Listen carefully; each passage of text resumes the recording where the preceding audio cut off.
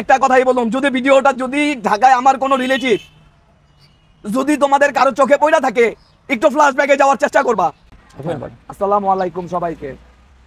আমাকে এই রাস্তাতে এই অবহেলিত অবস্থায় পাঠানোর জন্য যে চারজন দায়ী, আমি সেই চারজনের নাম বলতেছি, আশা করি তারা শুধরায় যাবেন। আমার গরিব মাটাকে যারা অবহেলিত অবহেলায় রাখছেন তারা অবশ্যই এই ভিডিওটা, যেমন আমি একটা ওয়ার্ড বলছিলাম একটু আগে, B A for apple B for bat. Beauty ফুপু, তুমি শুধু আমার ফুপু না, তুমি আমার মামাতো বোন।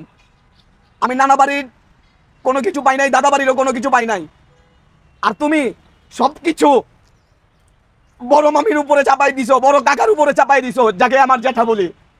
আমি বংশের তৃতীয় ছেলে, বিক্রমপুরের ছেলে, মামা আমার বাড়ি।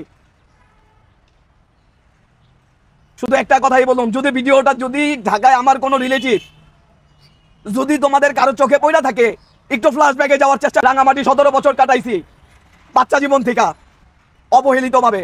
তারপর একটা ফ্যামিলি পাইছিলাম, ওইখানেও একটা কিলার আইসা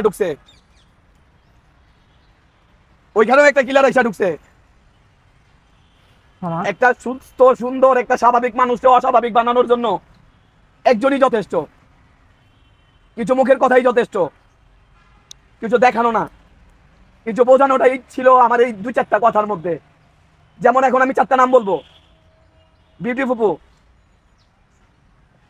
আমার মামাতো ভাই সম্রাট, বড় মামাতো ভাই সম্রাট। লাভলি, আমার মেজো ফুপু। আমি মোহাম্মদ তানভীর, বাবার নাম মোহাম্মদ লিটন খান।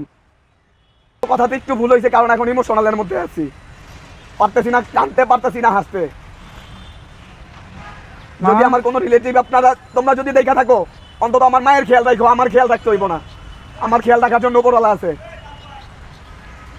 আর কিছু বলার নাই। মামা ওরা আপনাকে কি করছে ছোটবেলা থেকে?